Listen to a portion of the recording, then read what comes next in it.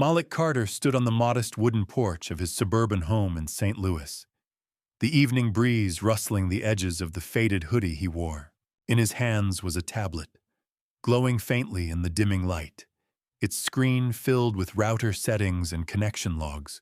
Over the past few days, his internet connection had slowed to a crawl, lagging on video calls, buffering endlessly when he tried to watch news streams or unwind with a little music. It was frustrating, but Malik, a calm and collected man with neatly maintained dreadlocks and steady eyes, preferred to solve problems quietly. Tonight, he was determined to fix it himself. He tapped the tablet screen with purpose, navigating to the router's admin panel to change the Wi-Fi password. Someone was definitely freeloading on his network, and Malik wasn't going to tolerate it. What Malik didn't realize, however, was that from the kitchen window across the street, someone was watching, not with friendly curiosity, but with suspicion. Deborah Lasky was a woman who knew her neighborhood well. At 52, she had lived in that quiet cul-de-sac for over 2 decades and took pride in noticing every face and every movement. She didn't know Malik personally, nor did she care to. To her, he was different. His polite nods when they crossed paths never changed her mind. He kept to himself, worked from home, and maintained his yard meticulously. But that was enough for Deborah to distrust him. In her eyes, the otherness he carried marked him as a potential threat. And tonight, seeing Malik outside fiddling with a glowing screen, she decided to act. Her fingers trembled slightly as she picked up the phone and dialed 911. He's out there, on his porch, doing something with a device. I don't know what, but it looks suspicious, she said, trying to sound calm, but the suspicion crept into her voice. The dispatcher reassured her that a patrol car would be sent immediately.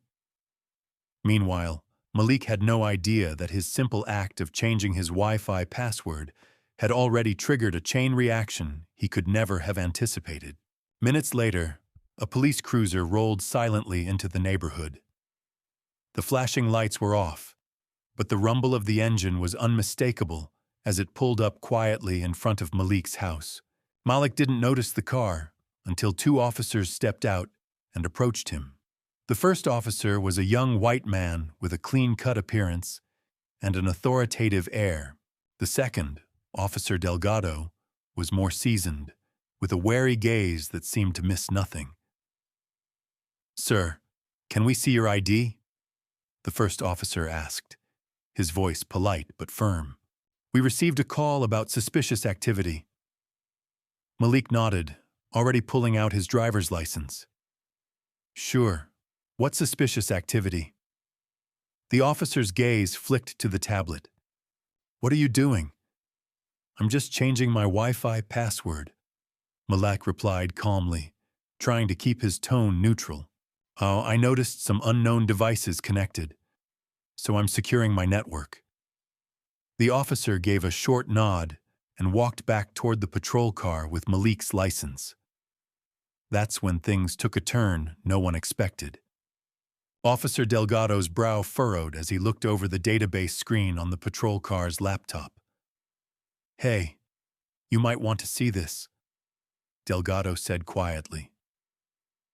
The other officer came over and stared at the screen.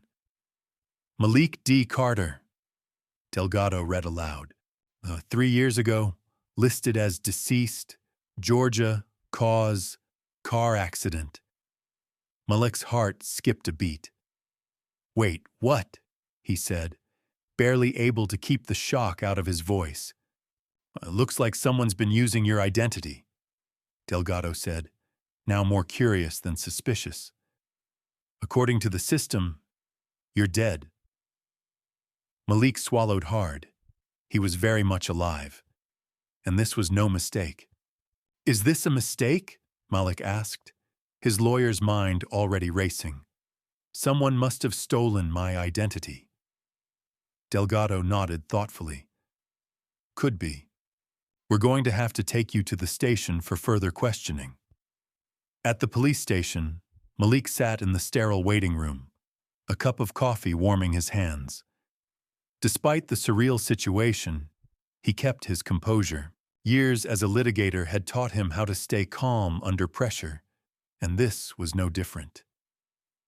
Meanwhile, behind the scenes, the cybercrime unit had been activated.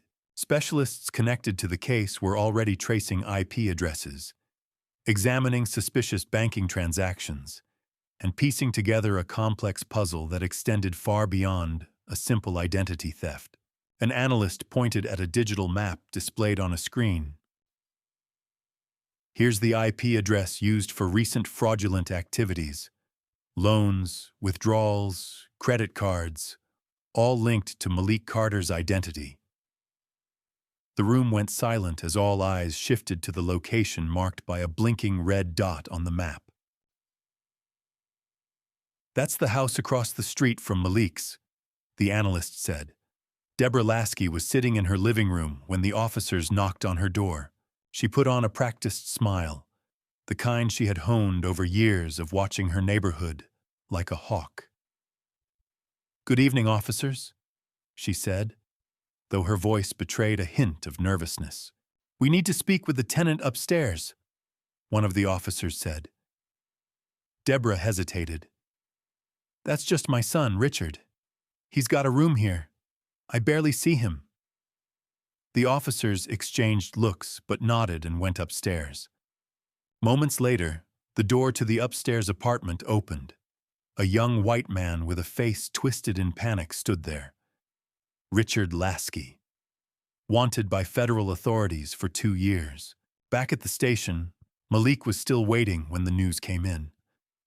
Richard had been arrested in connection with the fraud and identity theft. Deborah's perfect facade cracked. She had known about her son's crimes all along, but had chosen to protect him. And, in doing so, implicated herself. Malik, meanwhile, became an unexpected hero.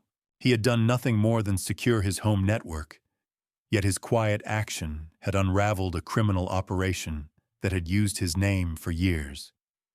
He hadn't shouted or demanded justice. He had just calmly and patiently helped uncover the truth. The local news picked up the story. "Man declared dead turns out to be key to busting identity fraud ring." And so, what started as a simple task, changing a Wi-Fi password, became a moment that changed Malik's life forever. The quiet lawyer from St. Louis who never asked for attention found himself at the center of a story about justice, deception, and the courage to stand firm in a world that too often judged by appearances. The fluorescent lights of the police station buzzed softly overhead as Malik Carter sat quietly in the stark interrogation room, his hands folded on the table, his mind racing through the surreal events of the past hour. The air smelled faintly of disinfectant and anxiety, but Malik's expression was calm, measured. The same calm he wore in courtrooms when stakes were high and the pressure was suffocating. Yet this wasn't a courtroom. This was a place where identity, truth, and reputation collided in the cold light of a computer screen. Detective Delgado sat across from Malik, his gaze fixed on the laptop screen displaying a series of official records and news clippings. The data painted a baffling picture. Malik D. Carter, the very man in front of them, was listed as dead. Officially deceased 3 years ago in a tragic car accident in Georgia. Delgado's voice broke the silence. "This doesn't add up." Malik leaned forward, eyes steady. "I'm right here, alive and well." The detective tapped the keyboard, pulling up transaction histories.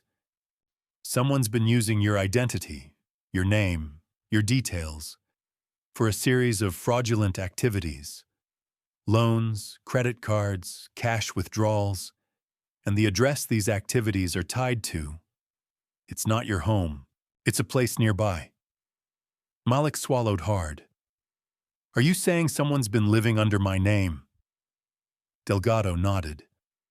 "More than living, using it to commit crimes." Suddenly the door opened, and another officer stepped in, holding a file thick with papers and printouts. "We traced one of the IP addresses used in the fraud," the officer said. "It leads us directly to a house on Larkspur Lane, across from your place, Malik." Malik blinked. "Across the street?" Detective Delgado closed the laptop gently. "We're going to pay a visit." Across the street, the night wrapped tightly around the quiet neighborhood. The hum of cicadas filled the air, mingling with distant sounds of car engines and barking dogs. The porch light of a weathered two-story home flickered intermittently as a single figure paced nervously inside. Deborah Lasky, 52, sat rigidly on the worn sofa, her eyes darting toward the window as she heard the telltale crunch of gravel under tires. The police had come for her son, Richard Lasky, the young man who had hidden in the shadows for years, evading justice, was about to be unmasked. She wiped a cold sweat from her brow and steeled herself. No more lies, no more half-truths. Tonight, everything would unravel. The doorbell rang sharply, echoing through the small house. Detective Navarro and Officer Delgado approached the door cautiously. Navarro, broad-shouldered and sharp-eyed, knocked firmly. "Open up, police!" Delgado called out. The door creaked open to reveal Deborah, wearing a tight, forced smile. "Good evening, officers. What can I do for you?" she said, her voice pitched too high. "We're here to speak with the tenant upstairs," Navarro said bluntly. Deborah's eyes flickered briefly, a shadow crossing her face. "Oh, that's just my son. Richard. He rents the second-floor room. We barely see each other." The officers exchanged glances but pressed on, climbing the creaking wooden stairs. At the top of the stairs, the door to the apartment was closed. Navarro knocked again, louder this time. "Richard Lasky, police. We need to talk." After a long moment, the door swung open. A young white man, pale and visibly tense, stood frozen. His name was Richard Lasky, a fugitive on the run, wanted for federal crimes including identity theft, fraud, and a laundry list of other offenses. "Don't move," Delgado commanded, as officers stepped inside and quickly restrained him. "Mom, I told you it was under control," Richard hissed, panic etched across his face. Deborah whispered, "You should have been more careful." Back in the station, Malik watched the unfolding drama from the waiting room. The coffee he'd been sipping was now cold in his hands, but he remained composed. His thoughts circled relentlessly. How long had this been going on? How many times had his name been used without his knowledge, ruined and rebuilt by someone else's lies? The officers returned with Richard in custody. "You okay, Malik?" Delgado asked gently. Malik nodded. "I'm fine. Just relieved this is finally coming to light." The investigation quickly deepened. Cybercrime experts and federal agents joined the local police, uncovering a sophisticated identity theft operation. Richard Lasky had used Malik's identity to open bank accounts, secure loans, and even register vehicles. The criminal network spanned multiple states, cleverly hiding behind proxies and fake documents. "We're looking at a case that's been running for years," one cyber analyst explained. "No, they used Malik's details to build a digital ghost, someone who doesn't exist, but can borrow money, buy cars, and vanish without a trace." Malik listened carefully. He was angry, but mostly shocked by the extent of the scheme. Meanwhile, Deborah's role in the deception began to emerge. Under questioning, she revealed a troubling truth. She had known her son was living illegally, had heard rumors about his involvement in crime, but had chosen silence to protect him.